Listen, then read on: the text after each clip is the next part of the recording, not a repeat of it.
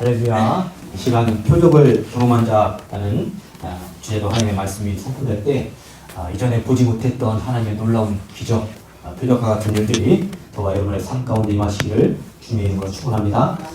지난 한 주간 우리나라가 산불로 큰 피해를 입는 일이 있었습니다. 특별히 경북 우성군에서 시작된 산불로 인해서 24명의 소중한 목숨이 잃게 되는 그런 안타까운 일이 있었습니다. 뉴스를 보고 한 사실은 이번 의성에서 일어난 산불이 발생한 지 6일 동안 이 산불이 계속되었고 불에 타버린 그런 산림의 규모가 서울시 면적의 70% 이상에 해당된다는 것을 듣게 되었습니다. 역대 이제까지 발생한 산불 중에서도 역대 어떤 산불의 피해보다도 가장 산불에 큰 피해를 입었다라는 보고가 있습니다.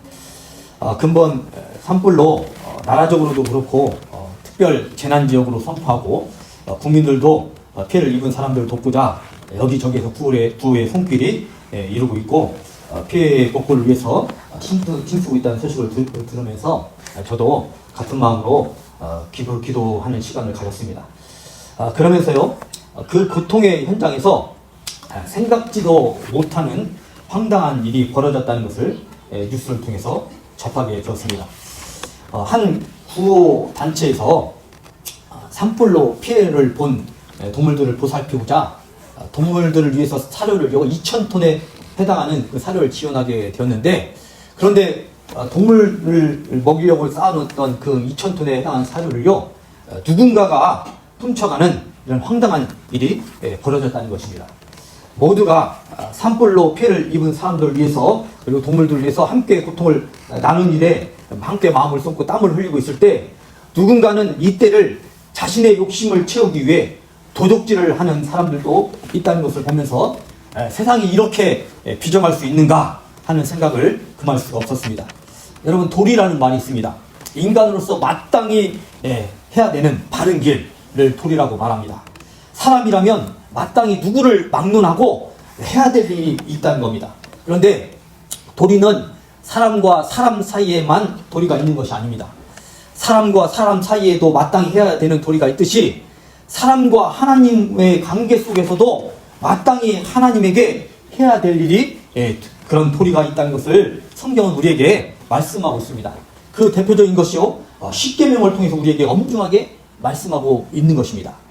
정확히 말씀드리면 이것은 도리를 뛰어넘어서 절대로 어겨서는 안 되는 법과 같은 말씀을 우리에게 하고 있는 것인데, 이 시간 간절히 바라기는 하나님 앞에서 마땅히 우리가 해야 될 도리가 어떤 것이 있는지를 우리 본문을 통해서 하나님의 음성을 듣고 또 꼭 깨닫는 대로 하나님께 도리를 다하면서, 주의 백성으로 도리를 다하면서 하나님을 섬기시기를 주님의 이름으로 축원합니다.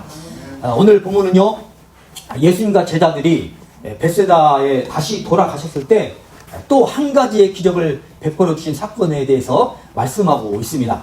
그런데 오늘 본문 말씀을 잘 이해하기 위해서는 우리가 먼저 이해해야 될 걸, 알아야 될 것이 있는데, 그것은 예수님이 이전까지 행하셨던 수많은 기적과 치유의 사건을 통해서 예수님은 이미 갈릴리 호수 근방은 물론 유대 전역 그리고 이방 땅까지 예수님에 대한 소문이 퍼질 대로 퍼진 상황이라는 것을 먼저 이해하셔야 합니다.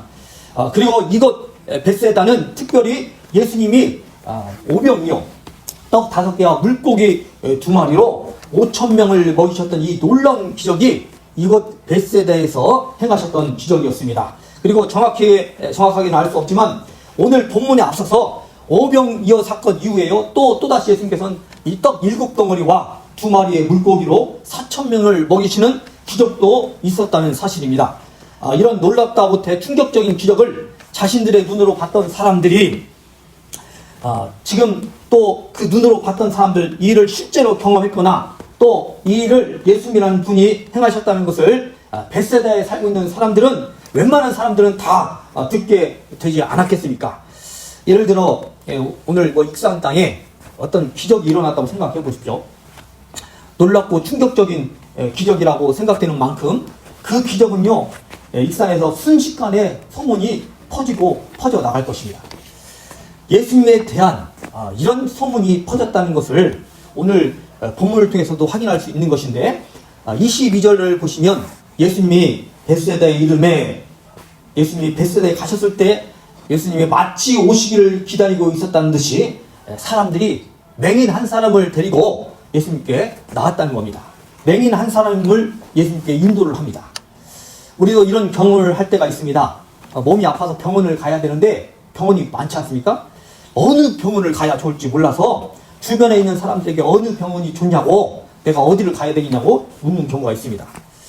어떤 분이 아파서 이제 한의원을 가야 될 상황이 생겼다고 합니다.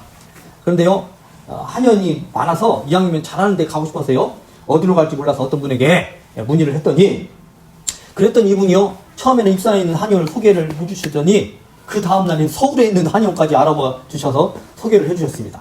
그리고 또 다시 3일이 지났을까요? 서울은 너무 멀지 않겠느냐고 하면서 또 전주에 또 잘하는 그 한의원을 수소문해가지고 이런 한의원이 있으니까 거기를 가보시라고 그렇게 연락을 주시는 것이 아니겠습니까?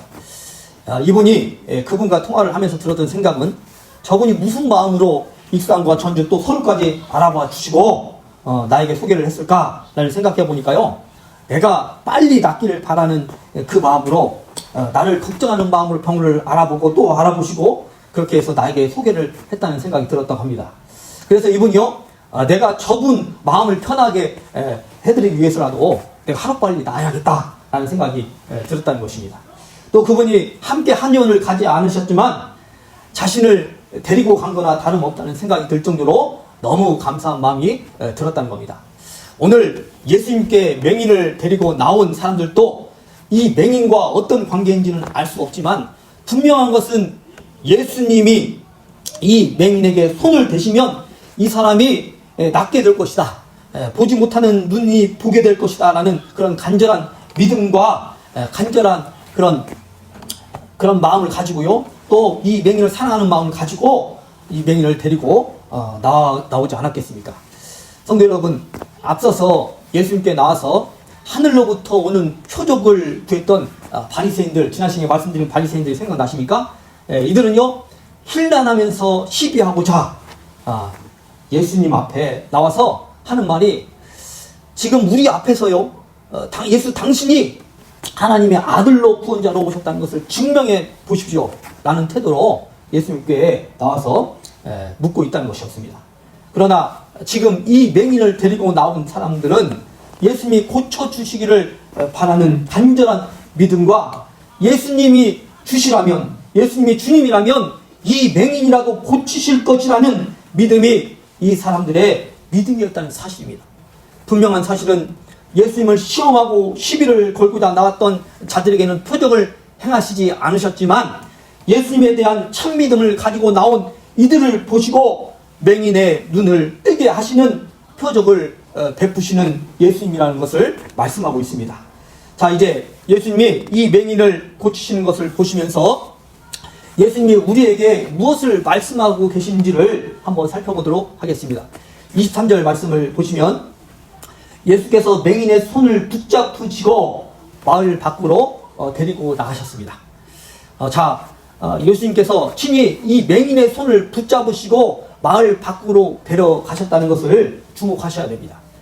이것은 예수님께 나오기 전까지 이 맹인을 데리고 나온 사람들의 손에 이 맹인이 이끌려서 예수님께 나왔지만, 이제 이 사람들의 손이 아닌 예수님이 친히 이 맹인의 손을 붙잡으셨다는 것은요, 두 가지 의미가 있습니다. 먼저 이제 이들이 원하는 대로 예수님이 이 맹인의 손을 만지심으로 안수하셨다는 의미가 있습니다. 그리고 또 한 가지는 예수님이 굳이 손을 잡고 마을 밖으로 데리고 나갔다는 것은요, 이렇게 해석할 수 있습니다.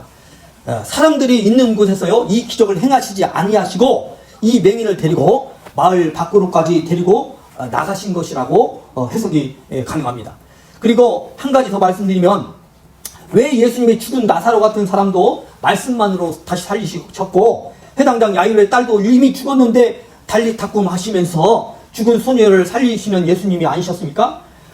말씀만으로도 충분히 이 맹인의 눈을 뜨게 하실 수 있는 능력이 예수님께서 있으심에도 불구하고, 그런데 왜 마을 밖으로까지 이 눈먼 사람을 손을 잡고 나가시는 일을 하셔야만 했을까? 제 주변에 그 시각 장애를 입은 목사님이 계시는데요. 이분에게 여쭤보니까요, 눈이 잘 안 보이게 되니까 이전에 없던 오감이요, 그 감각이, 몸에 있는 감각이 아주 예민하게 살아나는 것을 말씀하십니다. 무슨 말씀이냐면, 이제요, 목소리만 들어도 이 사람의 감정을 내가 파악할 수 있게 되고, 어떤 경우는 그 사람의 말하는 것만 들어도 이 사람이 좋은 사람인지, 나에게 해를 끼치는 그런 여지가 있는 사람인지, 그 사람의 성품까지도 느껴진다는 말씀을 하셨습니다. 예전에 눈이 보일 때는 그런 감각이 없었는데, 그 사람의 음성이나 음성의 색깔이 있다고 하죠. 음성에 또 톤도 있고, 그 소리만 들어도 이 사람의 성품이 어떤 사람까지 느껴질 정도로 그렇게 그런 감각을 하나님께 주시더라는 겁니다. 그리고 상대방을 볼 수 없지만 상대방과 악수를 하면서도 그 사람이 어떤 사람인지 100%는 아니지만 대략적으로 그 사람에 대한 것이 파악이 된다라는 그런 말씀을 그 목사님이 하시다는 겁니다. 그리고 눈이 안 보이게 되니까 몸으로 주변에 있는 환경에 따라 적응할 수 있을 정도로요, 몸이 그 주변의 환경을요, 인지하기 시작한다는 겁니다. 몸이 기억한다는 이야기를 들으셨죠? 잠결에도 우리 집안에서 비몽사몽간에 화장실을 찾아가지 않습니까? 우리 아들 보니까, 막내 아들 보니까요, 잠꼬 다면서도 막 짜증을 부리면서도 눈을 감고도 막 이렇게 화장실 가서 쉬를 누고 오더라고요. 여러분, 무슨 말씀을 드리는 거냐면, 예수님이 이 맹인의 손을 잡고 마을 밖으로 나가는 동안 아무 말씀을 안 하시면서 그 맹인의 손을 잡고 나가셨을까? 앞에 사람들이요, 예수님에 대해서 많이 이야기했을 겁니다. 예수님은 이런 분이시고 이런 기적을 행하셨고, 또 예수님을 본 것이 예수님의 모양이 이렇고, 여러 가지 이야기를 하면서 이 맹인을 데리고 예수님께 나오지 않았겠습니까? 그리고 예수님이 실제로 자신들의 눈앞에서 베풀었던 그 기적들에 대한 그 리얼한 이야기를 이 맹인에게 했을 것입니다. 그런데 여러분, 이 맹인은 들었을 뿐이지 실제로 경험한 바가 없어요. 그리고 이제 맹인이라서 실제로 예수님을 볼 수가 없는 상황이 아니겠습니까? 그런데 예수님이요, 이 맹인의 손을 잡고 그 마을 밖으로 나가는 동안 대화를 하지 않았겠습니까? 예수님의 음성이 그 귀에 들려지지 않았겠습니까? 예수님께서 그 손을 잡는 순간에 이 맹인의 오감이 그 감각을 통해서 예수님이 어떤 분이신가를 느껴지고, 예수님이 그 음성을 들려주는 그 귀를 통해서 예수님에 대한 믿음이 이제는 예전에 들었던 그런 간접적인 믿음이 아니라 이제 실제적으로 자신의 오감을 통해서, 감각을 통해서, 또 귀를 통해서 느껴질 수 있도록 예수님께 가면서 앞에 사람이 있다, 이번엔 왼쪽으로 가자, 오른쪽으로 가자, 또 어떻게 다 눈이 안 보였느냐, 얼마나 눈이 안 보여서 힘드냐, 내 나이가 뭐냐, 이름이 뭐냐, 뭐 이런저런 이야기를 하면서, 그리고 아니면 내가 너를 고쳐줄 것을 믿느냐 등등 여러 가지 말씀을 하시면서 이 맹인을 데리고 마을 밖으로 가시면서 이런저런 얘기를 하지 않으셨을까라는 생각을 해보게 되었습니다. 이 맹인도요, 예수님에게 어떤 말인지 알 수 없지만 그동안 예수님께 들었던 소문에 대해서 한번 확인할 수 있는 그런 시간을 갖지 않았을까라는 생각도 해보게 됩니다. 만약 그렇게 제가 말씀드린 대로 눈으로는 볼 수 없지만 예수님이 어떤 분이시라는 것을 알 수 없는 이 맹인이 예수님의 손을 잡고 있는 동안, 또 예수님과 함께 걸어가는 동안 그 대화를 통해서 예수님이 어떤 분이시라는 것을 느끼게 됐다는 것은 무엇을 얘기하냐면, 예수님이 그 맹인에게 믿을 수 있도록 기회를 주신 사건입니다. 여러분, 지금 이 시간에도 우리가 예수님에 대한 말씀을 듣는 것이 아닙니까? 지금 우리에게 믿음을 가질 수 있도록 하나님께서 은혜를 주시고자, 우리에게 기회를 주시고자, 바로 이 자리를 통해서 하나님께 예배하는 순간이 바로 예수님에 대한 은혜를 깨닫고 예수님이 어떤 분이신가를 알 수 있도록 우리에게 기회를 주시는 시간인 줄 믿습니다. 예수님이 어떤 분이라는 것을 느낄 수 있도록 이 맹인함과 단독대를 했는지, 아니면 제자들도 함께 따라갔는지는 알 수 없지만, 그 시간을 통해서 이 맹인에게 예수님에 대한 믿음을 지금 심어 주시고자 굳이 말씀으로도 고칠 수 있는데, 이 맹인을 데리고 마을 밖에까지 나가시면서 이런저런 대화를 하고 있는 것이 아닌가라는 생각을 해보게 된 것입니다. 예수님이 말씀하시는 동안, 예수님의 말씀이 귀에 들리는 동안 예수님이 어떤 분이시라는 것을 이제 본인이 예수님을 확인할 수 있는 그런 믿음의 시간이 됐을 겁니다. 이 일, 예수님이 손을 잡고 마을 밖으로 나가시기 전까지는, 이전에는 남이 전해준 그런 예수님에 대한 믿음으로 예수님에 대해서 알고 있었다면, 지금 이제 예수님의 손을 잡고 예수님의 음성을 듣고 말하면서 자신이 스스로 예수님이 어떤 분이신가를 고백할 수 있는 믿음이 이 여인에게 생겨나는 그런 시간이 되었다는 사실입니다. 그리고 이 맹인과 예수님이 무엇을 하고 있는가를 보십시오. 이 맹인의 눈에 예수님께서 침을 뱉으셨어요. 그리고 손을 대서 안수를 하십니다. 여러분, 아무리 눈을 보지 못하는 맹인이지만 지금 예수님께서 침을 뱉고 있다는 것을 모를 수가 있을까요? 그리고 맹인은요, 후각이 예민하게 발달한다는 것을 생각해보면, 여러분, 침이 내 얼굴에 닿다고 생각해요. 침 냄새가 보통 사람도 맡을 수 있는데, 이 맹인은 이게 단번에 이 침을 뱉는 소리도 그렇고요, 예수님의 침 냄새를 맡으면서 지금 예수님께서 지금 하는 것이 이 물이 아니요, 이게 침이라는 것을 분명히 알게 될 수밖에 없는 그런 상황이 아니겠습니까? 그리고 여러분, 맹인도요, 눈을 감고 다니지 않습니다. 여러분, 눈이 안 보이지만 눈꺼풀을 뜨고 다녀요. 예. 그렇다면 예수님의 침이 안구에 직접 들어가까지 했지 않았을까? 예. 저는 이 또한 예수님이 맹인에 대한 배려를 하고 있다는 생각이 들었습니다. 당시 치유에 대한 방법이 여러 가지가 있었는데, 그 치유의 방법으로 사용됐다는 것이요, 그 병이 든 환부에 직접적인 터치를 하는 행위로요, 치유를 행하는 일이 당시 일반적인 일이었다고 합니다. 그리고 또 한 가지는 침을 사용해서 치유를 행했다는 것을, 그런 기록이 있습니다. 이와 비슷한 것이 요한복음 9장에 보시면 날 때부터 소경된 자를 예수님께서 고치시는 장면이 나옵니다. 그때는 어떻게 고치셨냐면, 땅에 침을 뱉어서 흙을 이겨갖고 진흙을 만든 다음에 그의 눈에 바르시고, 이제 됐으니까 실로암 못에 가서 그 진흙을 씻으라고 했어요. 눈을 씻으라고 했어요. 그러자 그의 눈이 뜨게 되었다는 것이 나옵니다. 여기서는 단순히 침만을 사용하셔서 치유하시는 것을 알 수 있는데, 중요한 것은 여러분, 침만 발랐느냐, 흙까지 이겨서 발랐느냐, 또 연못의 물로 또 그 눈을 씻었느냐, 그런 문제가 아니라는 겁니다. 예수님이 이 맹인을 고치시기를 원하셔서 이런 지금 행위를 했다는 것이 중요한 것이고, 또 한 가지 중요한 것은 예수님이 하시는 치유에 대한 믿음을 가지고 예수님에게 자신의 눈을 맡겨드리는 믿음이 있느냐, 이것이 중요하다는 사실이에요. 제가 어려서 놀다가 이렇게 티가 눈에 들어갔어요. 근데 시골에는 그 안과도 없어요. 근데 옛날에는 야매라고 해야 되나, 아무튼 침도 정식 자격증이 학교가 없는데 어떤 배워서 하는 사람도 있듯이, 이 눈 안에 들어가는 티도 바늘 같은 걸로 이렇게 빼시는 분이 있었어요. 근데 이제 제 아버지가 데리고 어디까지 가냐면 부안까지 갔어. 부안까지. 제가 전국 그 신텐 쪽에 살았는데, 거기서 부안까지 가갖고 이제 거기를 찾아가는 거예요. 근데 보니까 내가 한쪽 눈 티가 들어갔어도 눈에 뭘 가지고 지금 이걸 하려고 하는지 보이지 않습니다. 바늘 가지고 내 눈을 이렇게 찌르려고 하는 그런 모습을 보니까요, 순간 겁이 나더라고요. 이거 잘못하다가 큰일 나지 않을까 하는 생각이 들더라고요. 근데요, 제가 거부할 수 없었어요. 우리 아버지가 무서웠어서 거부할 수도 없었고, 이걸 누군가는 빼줘야 되는데, 이분이 아니면 누가 빼주겠어요. 그래서 뺐는데 뭘 뺐냐면, 나무 가시 같은 것이 눈에 들어갔는데, 아무튼 그걸 뺀 기억이 있어요. 여러분, 치유를 받기 위해서는 뭐가 있어야 되냐면, 그분에게 믿음을 가지고, 이분이 나를 고쳐주신다는 믿음을 가지고 내 몸을, 내 눈을 맡길 때 그 치유의 일이, 기적이, 치유의 사건이 일어난다는 사실이에요. 여러분, 우리가 하나님의 기적을 경험하기 원한다면요, 우리의 삶을 치료하실 수 있도록 하나님이 그런 행위를 하실 수 있는 그런 능력이 있다는 것을 믿고 그분 앞에 우리의 삶을 맡겨드릴 수 있어야 된다.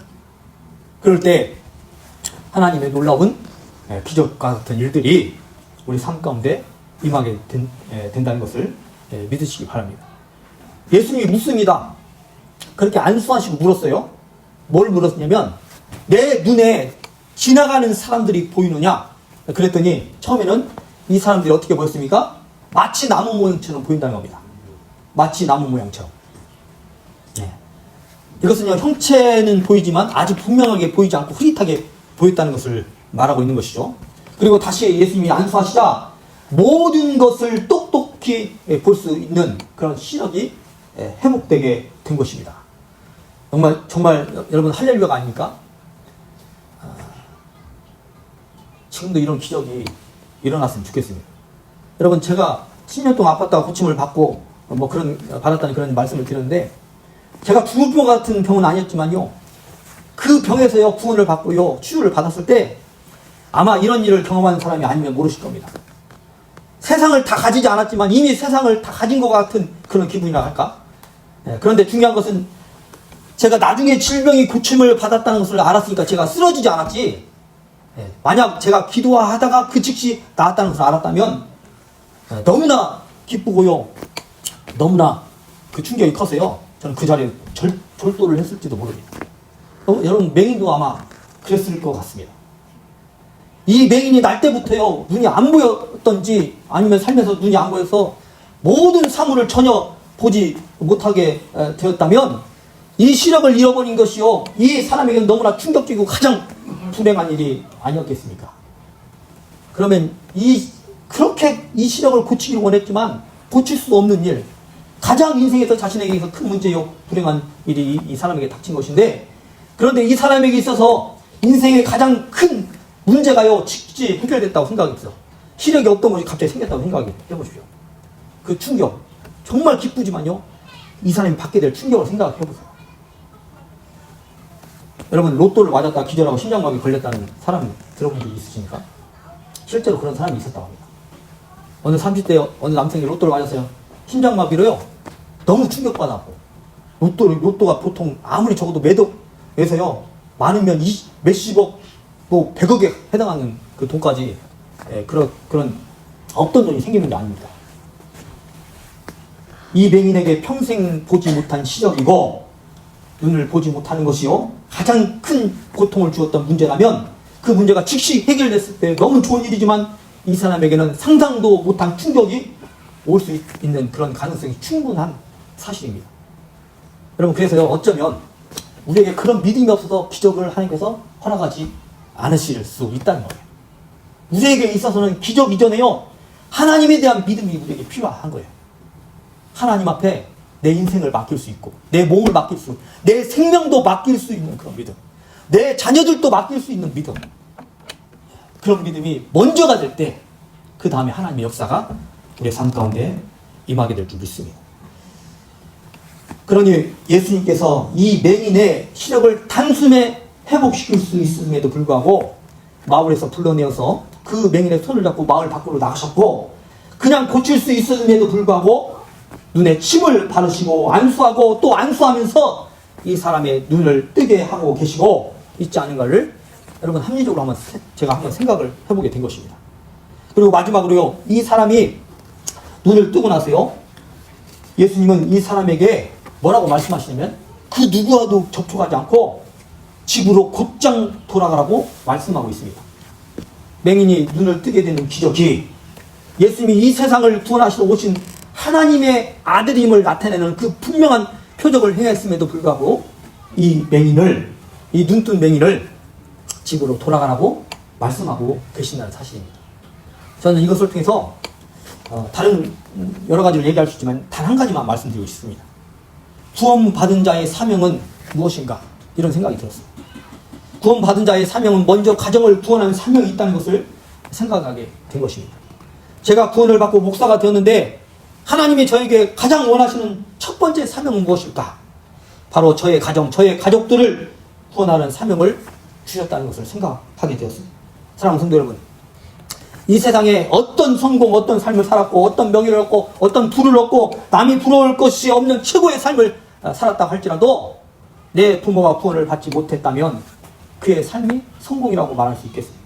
내 아들이, 내 딸이 예수님을 믿고 구원받지 못했다면 차라리 내가 쌓아놨던 그 모든 부를 버리고 명예를 버리고 내 인생의 모든 성공을 버려서라도 내 자녀를, 내 부모를 구원시키는 일이 우리에게 마땅한 일이고 마땅한 부모에 대한 도리고 자식에 대한 도리가 아니겠습니까?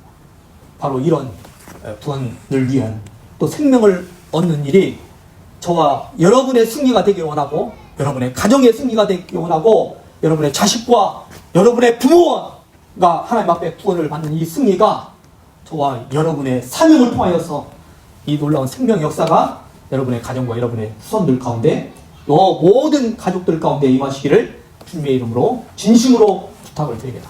이것이 진심으로 예수님을 믿고 구원받은 구원의 표적을 경험한 자의 삶인 것을 믿으시고 우리 인생의 첫 번째 목표를 가족을 구원하는 일에 힘쓰고 마침내 가족을 구원하는 이 승리가 저와 여러분을 통해서 여러분의 가정 가운데 임하시기를 주님의 이름으로 축원합니다. 기도하겠습니다. 오 하나님 아버지, 오늘도 죽어가고 멸망을 향해서 향해 가는 한 영혼을 구원하시기를 하나님께서 원하고 계신 줄 믿습니다. 특별히 우리를 구원의 길로 우리를 초청해 주시고 하나님을 믿음으로 구원을 받고 생명에 이르게 하신 우리를 통하여서 또 다른 한 영혼이 구원을 받고 우리의 가족이 구원을 받고 우리의 부모를 구원의 길로 인도하라고 우리의 사랑하는 아들, 딸들을 하나님을 믿고 생명을 얻게 하라고 우리에게 사명을 주셨음을 깨닫게 하여 주시고 이 사명을 이름을 통하여서 한 사람으로 말미암아 가정이 구원을 받고 모든 가족이 천국 백성이 되고 영원한 생명을 얻는 놀라운 축복의 역사, 생명의 역사, 또 승리의 역사가 우리를 통하여서 이루어지게 하여 주시옵소서. 우리의 기도를 들어주셔서 하나님의 일이 속히 이루어지게 하여 주시고 하나님 모든 영적인 문제가 풀려지고 모든 가족이 주 앞에 나와 예배하며 구원받은 백성으로 하늘의 복을 받으며 살아가는 모든 하늘의 신령한 복, 축복을 받으며 살아가는 모든 가족들로 승리할 수 있도록 인도하여 주시옵소서. 예수님의 이름으로 기도 올리옵나이다. 아멘.